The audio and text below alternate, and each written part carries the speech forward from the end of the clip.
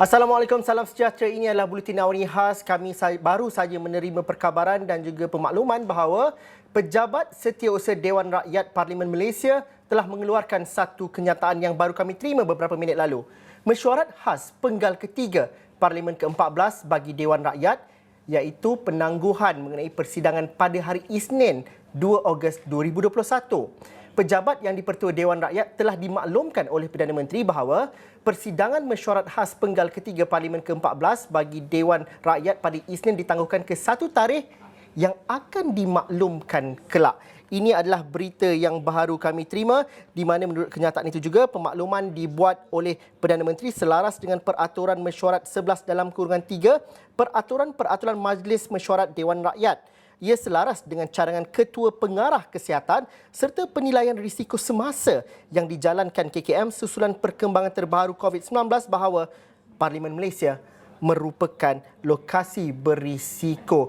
Di mana hari ini juga kalau saya dapat teruskan perbincangan kita bersama dengan Profesor Dr. Siva Murugan Pandian, penganalisis politik dari Universiti Universiti Sains Malaysia telah bersama dengan saya. Prof Siva, kalau dapat diberikan reaksi awal mengenai berita yang baru kami terima ini. Tak, saya rasakan sudah pasti ini merupakan satu yang mengejutkan, tapi barangkali disebabkan faktor kesihatan dan ada kes positif minggu lepas, Perdana Menteri telah buat keputusan untuk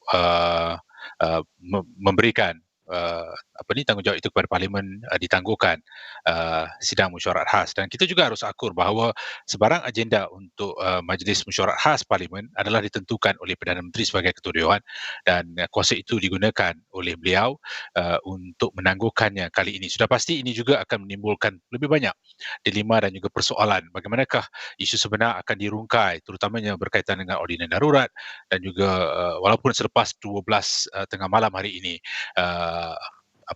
darurat akan termansur dengan sendirinya. Bagaimana itu kita fahami situasinya itu, Prof? Kalau dapat diperjelaskan lagi dan juga difahami. Bagi saya selepas ini kita perlu melihat kepada apakah bentuk mekanisme ataupun platform yang boleh diguna pakai untuk meleraikan kekusutan yang berkaitan dengan ordinan darurat.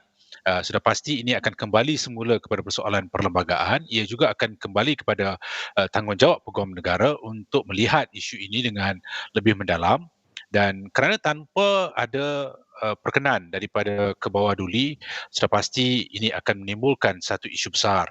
Walaupun ada yang bertanggapan bahawa tidak memerlukan pengesahan ataupun perakuan daripada ke bawah duli. Ke bawah duli sudah pun memberikan penjelasan yang begitu jelas. Isu ini perlu dibahaskan, isu ini perlu mendapat kelulusan di dalam Parlimen. Apakah akan ada satu lagi sidang sebelum sidang sebenar Parlimen untuk membolehkan isu ini bincangkan, ataupun apakah akan wujud pendekatan lain untuk memastikan ini dapat dilakukan dengan segera? Kerana lazimnya jika itu tidak dilakukan di dalam mesyuarat khas kali ini, sudah pasti ini akan membawa kepada persoalan adakah tertangguh 6 bulan lagi darurat. Kerana kita bermula pada Januari sehingga ke Julai, apakah akan ada lagi penangguhan yang menyebabkan kita masih berada di darurat? Ini merupakan antara persoalan yang saya rasakan perlu jawapan yang betul ataupun yang penuh daripada pihak berwajib. Prof, saya kongsikan juga apa yang dikeluarkan oleh Majlis Presiden Pakatan Harapan beberapa minit sebelum pemakluman mengenai penangguhan mesyuarat khas Parlimen ini, di mana Pakatan Harapan mengatakan bahawa isu jangkitan COVID-19 tidak boleh dan tidak patut dijadikan alasan untuk menutup atau menangguhkan sidang Parlimen yang perlu diteruskan pada Isnin 2 Ogos, di mana Majlis Presiden Pakatan Harapan menggesa semua pihak termasuk pegawai-pegawai KKM untuk tidak bersekongkol untuk melakukan helah untuk sengaja menutup sidang Parlimen pada Isnin. Jika Parlimen ditutup dengan hanya kadar kurang daripada 1% Parlimen berkemungkinan besar tidak akan bersidang lagi, kerana hakikatnya COVID-19 akan terus berada dalam masyarakat, bukan hanya di Malaysia, bahkan di seluruh dunia. Walau apapun yang berlaku, ahli Parlimen tidak boleh dihalang dari hadir ke Parlimen pada hari Isnin ini untuk melaksanakan tugas dan tanggungjawab kepada rakyat dan negara serta melaksanakan sumpah yang telah kami angkat, iaitu untuk memelihara, melindungi serta mempertahankan perlembagaan persekutuan. Ini kenyataan daripada Majlis Presiden Pakatan Harapan sebelum kenyataan yang dikeluarkan oleh Setiausaha Dewan Rakyat. Prof. Siva Murugan Pandian, mungkin kita dapat fahami situasinya di sini. Kalau sebelum aturan mesyuarat khas yang berlangsung dari Isnin lepas hingga ke minggu depan Isnin sepatutnya, aturan dan juga takwim parlimen juga sudah dikeluarkan. Dan juga kalau sekitar bulan September, bagaimana kita mengambil kira apa yang berlaku kini dan juga apa yang telah dikeluarkan sebelum ini? Tidak, ini merupakan satu penangguhan yang terpaksa dilakukan oleh Ketua Dewan dan kita juga harus akur soal kesihatan diberikan keutamaan daripada soal-soal yang lain. Mungkin juga disebabkan wujudnya kes positif minggu lepas, maka keputusan ini dibuat supaya tidak ada lagi jangkitan, tidak ada lagi kes lain yang timbul pada hari esoknya. Bagi Majlis Presiden Pakatan Harapan, mereka mungkin melihat bahawa isu yang lebih besar yang perlu ditangani adalah isu ordinan darurat dan juga sidang kali ini. Sudah pasti di sini juga akan menimbulkan dilema di antara kedua-dua pihak. Apakah wajar ia ditangguhkan ataupun wajar diteruskan. Tapi dalam konteks apa sekalipun, saya rasakan jika benar tanggungjawab itu diberikan kepada Ketua Dewan untuk meneliti apa yang telah dicadangkan oleh pihak berwajib dari sektor kesihatan, sudah pastilah pertimbangan itu diberikan keutamaan. Saya rasakan bahawa mungkin selepas keadaan dikatakan lebih baik, sidang yang lebih awal dibuat sebelum sidang parlimen yang sudah dimasukkan dalam takwim tahun ini. Mungkin itu akan membantu mempercepatkan proses perbahasan dan juga apa yang mahu dilihat di dalam Dewan kali ini. Bagi saya sejak awal lagi sebelum mesyuarat khas parlimen ini sekalipun memang sudah diminta untuk diadakan sidang parlimen lebih awal, dipercepatkan. Barangkali inilah masanya untuk percepatkan satu sidang yang lebih panjang supaya kesemua perkara yang perlu dibincangkan itu dapat dihalusi dengan lebih baik dalam satu tempoh masa yang panjang. Tetapi kesemua itu juga bergantung kepada peraturan Dewan. Kita juga harus akur kerajaan hari ini mempunyai kuasa untuk menentukan bila dan juga apakah agenda yang mahu dibawa. Itu adalah autoriti yang memang jelas di dalam peraturan Dewan. Tapi sejauh manakah itu akan diberikan kelonggaran untuk membolehkan isu sebenar dibincangkan kerana kita tidak boleh berada dalam krisis perlembagaan untuk selamanya. Krisis ini bukan saja membabitkan parlimen, tapi ia juga melibatkan ketua kerajaan dan juga ketua negara. Termasuklah hari ini apabila Majlis Presiden membawa usul ini, kita rasakan bahawa ketua pembangkang juga mahu mainkan peranan untuk memastikan isu ini dapat diselesaikan di dalam Dewan, bukan di luar Dewan. Dan bagaimana dengan penangguhan ini? Adakah ini memanjangkan lagi ketegangan ini? Bagaimana kita fahami sepatutnya ianya diselesaikan bagaimana, Prof? Ya, saya rasakan ini akan memanjangkan lagi isu yang sepatutnya boleh diselesaikan dalam Dewan besok. Kerana isunya bukan saja akan menimbulkan polemik ke atas isu darurat, tetapi juga akan membawa kepada tekanan yang lebih besar kepada kedudukan Perdana Menteri. Kita lihat bahawa dalam kita membincangkan tentang ordinan darurat, ada pihak yang sudah mula mengintai jawatan Perdana Menteri, bukan saja daripada luar blok kerajaan, tetapi di dalam blok kerajaan barangkali juga timbul usaha untuk mempercepatkan proses perubahan dari sudut kepimpinan. Jadi kesemua ini timbul ketika kepimpinan kerajaan memerlukan satu bentuk platform ataupun landasan untuk berbincang dengan pihak istana dan juga menyelesaikan isu yang perlu diselesaikan. Jadi bagi saya, di dalam kita membincangkan tentang ordinan darurat, isu lain juga akan timbul, khususnya konflik kepimpinan yang masih belum ada penyelesaian ataupun penghujungnya.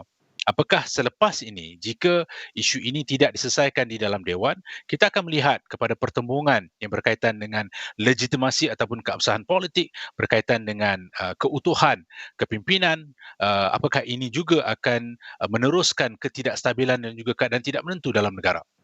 Tapi kalau kita bayangkan sekiranya mesyuarat khas parlimen berlangsung dan juga berlaku pada Isnin depan, cerita-cerita dan juga hal-hal yang berkaitan dengan ordinan darurat dan juga proklamasi darurat perlu diperjelaskan, dan itu berlaku apabila kita membahaskan mengenai kes COVID-19 dan juga cerita mengenai vaksinasi pada minggu lepas.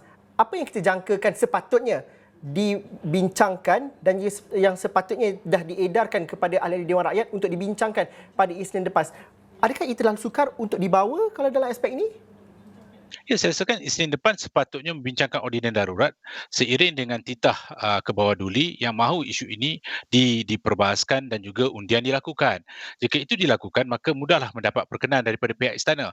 Itu boleh dilakukan pada hari Isnin dan saya rasakan tidak akan ada yang menolak kerana tak mahu kesemuanya percaya pelanjutan tidak boleh lagi dilakukan ke atas ordinan darurat dan juga ke atas darurat. Cuma ketika perbahasan yang mahu dialusi adalah sejauh manakah tafsiran diberikan ke atas ordinan darurat itu sendiri. Mungkin ada pihak yang merasakan bahawa jika perbahasan diteruskan dan jika tidak mendapat sokongan, itu akan diterjemahkan sebagai undi tidak percaya kepada Perdana Menteri. Di sebaliknya juga, jika wujud sokongan yang besar ke atas undian ordinan darurat, apakah itu juga akan dilihat sebagai satu bentuk sokongan ke atas kedudukan Perdana Menteri. Jadi inilah antara dilema yang saya rasakan telah timbul dan mungkin barangkali cuba dielak ataupun COVID-19 telah menyelamatkan keadaan pada hari Isnin. Prof mengatakan bahawa COVID-19 menyelamatkan keadaan untuk mengelak pada hari Isnin, tapi hakikatnya juga kita mendapat fakta bahawa berlaku penularan di parlimen sekitar beberapa hari ini. Justru tapi dalam masa sama, kalau sebagai rakyat, saya merasakan bahawa perkara ini perlu dihuraikan dan juga diselesaikan dengan bijak daripada segi aspek kesihatan dan juga kepada aspek perjalanan demokrasi dan juga perjalanan parlimen itu.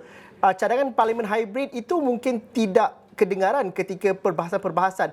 Tetapi bagaimana kalau kita melihat untuk ditangguhkan pada jangka masa yang akan datang? Segala ikhtiar perlu dilakukan supaya masalah ini dapat dirungkai dan juga dapat diselesaikan dengan baik dan bukan hanya menangguhkan dari satu masa ke satu masa yang lain dengan mengambil kira COVID-19, Prof. Ya, saya rasakan parlimen hybrid tidak dapat dilakukan kerana ada yang bertanggapan pindaan perlembagaan perlu dilakukan untuk membolehkan parlimen hybrid mengambil tempat. Mungkin itu sepatutnya turut dijadikan sebagai agenda awal pada minggu lepas supaya dalam keadaan seperti ini yang saya katakan apabila berhadapan dengan COVID-19, hybrid itu boleh jadikan sebagai salah satu petunjuk untuk mengubah tata cara mengadakan sidang parlimen. Malangnya itu tidak dibincangkan minggu lepas, tidak dimasukkan dalam agenda mesyuarat khas. Dan saya percaya mungkin selepas ini perlu ada satu pendekatan untuk memastikan isu ini dapat diselesaikan walaupun kita merasakan isu kesihatan itu penting waktu ini, bagaimanakah kita dapat mengimbangi dengan keperluan untuk mengatasi isu undang-undang dan juga perlembagaan. Kita tidak nafikan keutamaan harus diberikan kepada soal kesihatan, itu tidak ada komprominya. Apabila menular COVID-19 dan dikatakan kes itu bertambah, apakah sudah wujud kluster parlimen ketika ini, tetapi bagaimanakah kita mampu untuk mengimbangi kedudukan itu dengan memberikan tafsiran ke atas krisis yang sedang berlaku, kerana krisis politik, krisis sosial juga perlu diatasi dengan segera, khususnya pertembungan di antara ketua kerajaan dan juga ketua negara. Saya rasakan ini tidak boleh berleretan untuk satu jangka masa yang panjang. Mungkin kita akan melihat tafsiran ke atas perlembagaan, ke atas peraturan dewan boleh diberikan oleh pihak berwajib jika ada kelonggaran yang mampu diguna pakai supaya kesemua isu ini dapat diatasi dengan segera. Dan sudah pasti ini memerlukan komitmen dan juga rasa tanggungjawab daripada pelbagai pihak, bukan saja daripada pihak luar kerajaan tetapi juga pihak kerajaan sendiri. Barangkali boleh menggunakan peluang ini untuk mengambil inisiatif mencari satu bentuk telapak yang boleh digunakan mengatasi isu krisis perlembagaan khususnya. Prof, kalau kita bercerita di luar kompaun parlimen, apa yang bakal dilakukan oleh ahli-ahli politik dalam jam-jam hari-hari yang mendepan dalam masa 24 jam, 48 jam ini, Prof? Sudah pasti ini tidak akan terhenti setakat ini sahaja. Tidak akan meredakan segala keadaan dan dengan satu kenyataan ini sahaja. Pada pandangan Prof, bagaimana kita memahami situasi dan juga percaturan ahli politik? Mungkinkah mereka berdamai? Mungkin agak mustahil. Tetapi apa yang sepatutnya mereka lakukan? Kerana hari ini kes 17,786 paling tinggi sekali dalam sejarah. Ya, saya rasakan kedua-dua blok boleh melakukan gencatan politik untuk melihat sejauh manakah kedua-dua pihak boleh menggunakan mekanisme bermusyawarah untuk mengatasi isu yang sedang berlaku. Ketepikan fahaman politik dan berikan keutamaan kepada soal rakyat. Itu boleh dilakukan jika kita melihat kepada kewibawaan dan juga dalam konteks politik yang lebih berhemah dan yang lebih bermoral. Tetapi dalam konteks sekarang ini juga ada pihak yang merasakan inilah peluang untuk uh, melakukan desakan ke atas kerajaan supaya mereka dapat mengurus defisit kepercayaan ke atas kedudukan Perdana Menteri dan juga kerajaan. Jadi jika sekiranya masing-masing boleh menunjukkan rasa tanggungjawab bersama dalam isu COVID-19, mungkin ini akan boleh membantu kita bergerak ke hadapan. Tetapi soalnya di sini, adakah soal itu akan diberikan keutamaan ataupun soal pelan pemulihan negara ataupun soal ordinan darurat? Dalam beberapa hari ini kita lihat sudah terpesong perbincangan ke arah ordinan darurat, bukannya soal pelan pemulihan ataupun soal kesihatan. Jadi di manakah rasa tanggungjawab dalam kalangan ahli wakil rakyat sebahagiannya dalam soal ini? Sedangkan mesyuarat khas parlimen ini diadakan untuk bincangkan soal pelan pemulihan negara untuk kita bergerak ke hadapan dalam soal kesihatan, soal ekonomi, soal hubungan sosial dalam kalangan masyarakat. Tapi akhirnya ia sudah bergerak kepada soal ordinan darurat kerana seolah-olah ada kepentingan politik di situ. Jadi kalaulah kesemua isu itu dipolitikkan, sukarlah untuk kita mencari satu jalan penyelesaian yang menang-menang untuk kesemua pihak. Kita tahu peranan pembangkang adalah untuk mainkan peranan semak dan imbang. Tapi ketika keadaan kritikal ataupun dalam konflik yang sedang berlaku, barangkali ini masanya untuk duduk semeja dan juga mencari satu tawaran baru, formula baru untuk mengatasi kemelut ini. Prof, bagaimana kita meneliti dan juga menganalisa apa yang berlaku dari Isnin sehingga hari Khamis? Sebelum Dewan begitu kecoh pada hari Khamis, Isnin Pelan Pemulihan Negara dibentangkan oleh Perdana Menteri. Benar sedikit kecoh dan juga di situ juga permulaan kepada polemik dan juga konflik yang berlaku sepanjang minggu ini cerita mengenai darurat itu. Tetapi kalau saya menarik perhatian, pada hari Rabu apabila bincangkan mengenai vaksinasi, ahli parlimen dapat berbahas dengan baik dan itu mungkin suatu perkara yang bagus dan juga perlu diraikan dalam masa yang sama. Justru apabila kita menangguhkan, kita mungkin terlepas peluang-peluang untuk berbahas dan juga berbincang dengan cara baik. Mungkin Prof dapat recap boleh apa yang berlaku sepanjang minggu ini. Di sebalik kekecohan, di sebalik jerit tempit dan sebagainya, ada juga ruang-ruang yang kita berbahas dengan baik dan dapat diselesaikan perbezaan idea.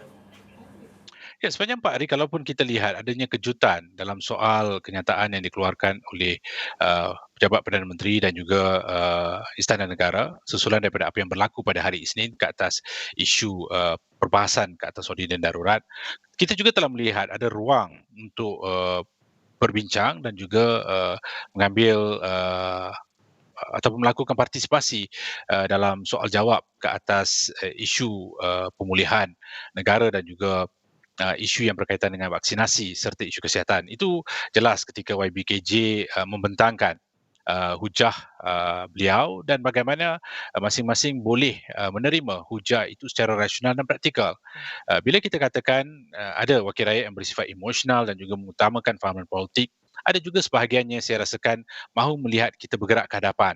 Malahan kalau kita perhatikan kenyataan daripada Dr. Ong Kian Meng, dia jelas menyatakan bahawa walaupun wujud desakan yang merasakan bahawa kerajaan kehilangan kepercayaan. Waktu yang sama di luar juga tidak dapat menunjukkan adanya sokongan.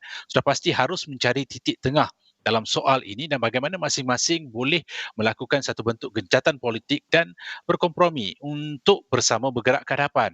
Apakah ini sebenarnya pendekatan yang boleh kita guna pakai daripada sebahagian yang telah kita lihat apa yang berlaku dalam 4 hari? Bagaimana ada wakil rakyat yang mampu untuk bertindak secara bijak, melihat isunya secara rasional, merasakan bahawa wujudnya usaha ke arah memenuhi keperluan dan juga kemahuan rakyat. Ada sebahagian merasakan bahawa ini masanya untuk mendekati dan juga mendapani cabaran yang akan dihadapi oleh rakyat dan bukannya soal wakil rakyat ataupun kepentingan politik semata-mata. Jadi dari sudut itu saya rasakan ada satu anjakan perubahan yang ketara, tapi kesemua itu berlaku kerana adanya pembentangan yang saya rasakan boleh diterima oleh sebahagian besar ahli dewan, tidak seperti beberapa pembentangan sebelum itu yang mana menimbulkan kekeliruan dan juga rasa marah dan juga kecewa dalam kalangan sebahagian daripada mereka. Prof Siva, saya nak berhenti rehat seketika dahulu, tetapi kita ada juga berita yang baru kami terima berkaitan dengan angka-angka yang berkaitan dengan COVID-19 dan ini adalah perincian yang kita dapat kongsikan di sini. Kalau dapat dipaparkan paparan grafiknya, hari ini seperti mana yang saya katakan tadi, kita catatkan sebanyak 17,786 kes pada hari ini.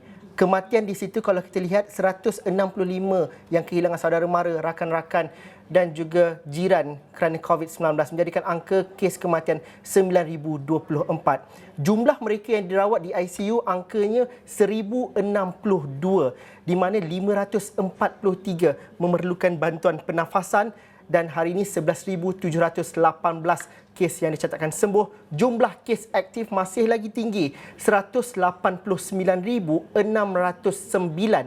Dan kalau dilihat kepada jumlah vaksinasi, alhamdulillah kita mencatatkan jumlah vaksinasi yang tinggi.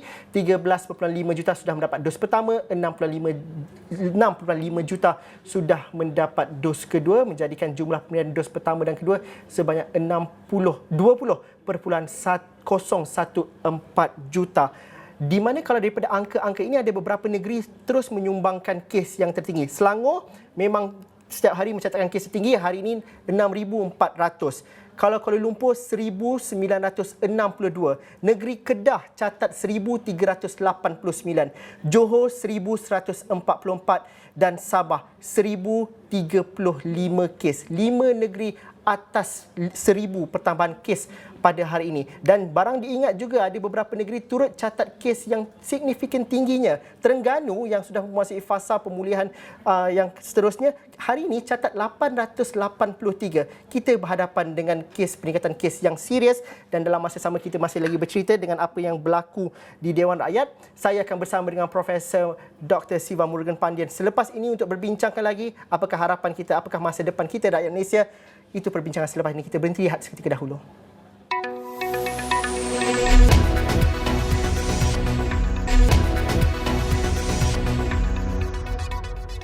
Anda bersama saya Zulfikri Yusof. Ini adalah Buletin Awani Khas. Ini bertitik tolak daripada kenyataan yang dikeluarkan baru tadi, sebentar tadi, kurang daripada setengah jam yang lepas, di mana kenyataan Pejabat Setiausaha Dewan Rakyat Parlimen Malaysia mengenai mesyuarat khas penggal ketiga Parlimen ke-14 bagi Dewan Rakyat, di mana ini mengesahkan kenyataan bahawa mesyuarat khas Parlimen pada Isnin 2 Ogos 2021 ditangguhkan. Kenyataan menyebut pejabat yang dipertua Dewan Rakyat telah dimaklumkan oleh Perdana Menteri bahawa persidangan mesyuarat khas penggal ketiga Parlimen ke-14 bagi Dewan Rakyat pada Isnin ditangguhkan ke satu tarikh yang dimaklumkan kelak. Pemakluman ini dibuat Perdana Menteri selaras dengan Peraturan Mesyuarat 11 dalam kurungan 3 Peraturan Majlis Mesyuarat Dewan Rakyat. Ia selaras dengan cadangan Ketua Pengarah Kesihatan serta penilaian risiko semasa yang dijalankan KKM susulan perkembangan terbaru COVID-19 bahawa Parlimen Malaysia merupakan lokasi berisiko. Sebelum itu ada juga kenyataan daripada Majlis Presiden Pakatan Harapan, di mana Majlis Presiden Pakatan Harapan menegaskan bahawa isu jangkitan COVID-19 tidak boleh dan tidak patut dijadikan alasan untuk menutup atau menangguhkan sidang Parlimen yang perlu diteruskan pada Isnin 2 Ogos 2021, di mana Majlis Presiden Pakatan Harapan menggesa semua pihak termasuk pegawai-pegawai KKM untuk tidak bersekongkol dengan kerajaan untuk melakukan helah untuk sengaja menutup sidang Parlimen pada Isnin. Jika Parlimen ditutup dengan kadar kurang daripada 1%, Parlimen berkemungkinan besar tidak akan bersidang lagi kerana hakikatnya COVID-19 akan terus berada dalam masyarakat, bukan hanya di Malaysia, malah di seluruh dunia. Walau apapun yang berlaku, ahli Parlimen tidak boleh dihalang dari hadir ke Parlimen pada hari Isnin ini untuk melaksanakan tugas dan tanggungjawab kepada rakyat dan negara serta melaksanakan sumpah yang telah kami angkat untuk memelihara, melindungi serta mempertahankan perlembagaan persekutuan. Profesor Dr. Siva Murugan Pandian, penganalisis politik dari Universiti Sains Malaysia bersama dengan saya. Prof. Siva, mungkin kalau kita lihat dalam situasi ini, tadi Prof sudah mengatakan beberapa kemungkinan yang bakal berlaku, apa yang sepatutnya diambil. Tetapi bagaimana reaksi rakyat dalam aspek pada hari ini dengan kes harian yang tinggi, kes kematian masih lagi kekal atas 100 kes setiap hari. Bagaimana rakyat melihat situasi dan juga percaturan yang berlaku? Kerana mungkin mereka penat, tidak ambil kisah, tetapi ini penting dalam perjalanan segala proses dalam negara ini. Tak, bagi saya rasakan bahawa rakyat sebenarnya dah bosan, kecewa, marah dengan apa yang sedang berlaku kerana seolah-olah isu politik diutamakan dan bukannya isu kehidupan harian mereka dan juga kesejahteraan mereka yang banyak terkesan daripada apa yang telah berlaku hampir untuk 18 bulan. Sudah pasti mesyuarat khas kali ini adalah harapan kepada mereka untuk melihat kedua-dua blok, tak kisah blok kerajaan maupun maupun pembangkang mampu untuk mengenengahkan satu pelan yang boleh diterima pakai untuk satu jangka masa pendek, sederhana dan juga panjang. Tapi akhirnya kita lihat apa yang berlaku adalah elemen politik itu masih lagi berterusan, tidak ada penghujungnya. Walaupun ketika sedang kita hadapi kedudukan yang kritikal dalam sektor kesihatan. Jadinya jika sekiranya masing-masing mahu mengutamakan soal tata cara ke atas rakyat dan juga kehidupan mereka, barangkali perlu difikirkan bagaimanakah mampu untuk ketepikan kepentingan masing-masing dan memberikan tumpuan ke atas usaha pelan pemulihan negara. Uh, Boleh juga diteruskan agenda walaupun penangguhan dilakukan ke atas parlimen untuk bersidang. Kenapa tidak pelan pemulihan negara itu, jawatankuasanya itu membabitkan ke semua pihak yang boleh memainkan peranan mereka dengan lebih signifikan dan juga memberikan sumbangan ke atas soal kepentingan rakyat yang perlu kita utamakan hari ini. Dan saya rasakan itu sebenarnya harapan rakyat yang percaya. Biarlah ideologi ataupun fahaman politik itu dicaturkan pada ketika yang lebih sesuai. Ketika ini itu boleh diredakan dengan memberikan kepentingan kepada apa yang perlu dilihat, memenuhi keperluan, kemahuan dan juga membaca pemikiran rakyat itu sendiri. Jika mampu untuk membaca dan memeta pemikiran rakyat, saya rasakan rakyat akan lebih menghargai dan memberikan pengiktirafan kepada kedudukan wakil rakyat. Pada ketika ini, entiti mana yang patut menjadi mediator untuk mengurangkan ketegangan ini, menjadi orang tengah, menjadi kuasa pendamai yang mengharmonikan segala-galanya, kerana pada ketika ini itu saja yang kita boleh fikirkan untuk diselesaikan pergelutan dan juga ketegangan yang ada. Pada pandangan Prof, adakah ada wujud jawatankuasa ataupun mereka yang mungkin dapat menjadi orang tengah untuk menghubungkan segala-gala dan juga daripada stakeholder-stakeholder yang lain ni, Prof? Ya, pernah ada cadangan untuk menubuhkan sebuah kerajaan interim dan juga beberapa personality telah dikemukakan nama mereka. Tapi saya rasakan dalam perlembagaan kerajaan interim, Perdana Menteri interim tidak wujud. Dan kerajaan hari ini juga masih belum goyang dari sudut majoritinya kerana tidak ada pihak yang dapat membuktikan bahawa kerajaan hari ini sudah hilang kepercayaannya. Bermakna, jika ada pihak lain yang mahu memainkan peranan sebagai mediator ataupun orang tengah, mungkin seseorang yang berpengalaman yang dijangka boleh diterima oleh kesemua pihak termasuk pihak kerajaan, pembangkang dan istana. Nama yang kerap kali diulangi adalah nama Kuli ataupun Tengku Razali Hamzah yang dirasakan mempunyai hubungan yang baik kepada semua pihak yang terlibat. Itu juga dengan nama Tun Dr. Mahathir yang dikatakan berpengalaman luas. Apakah nama-nama ini boleh menjadi orang tengah untuk memastikan jurang yang wujud dari sudut komunikasi, dari segi keputusan yang dibuat boleh diatasi jika sekiranya mereka diberikan ruang untuk bersama dan juga mencari jalan penyelesaian yang terbaik untuk rakyat dan negara. Prof. Dr. Siva Murugan Pandian, terima kasih kerana bersama kami dalam Buletin Awani Khas pada petang ini. Terima kasih kepada anda yang menonton. Perincian lanjut di Awani 7.45 malam ini dan juga di astroawani.com. Assalamualaikum, salam sejahtera. Kita jumpa lagi.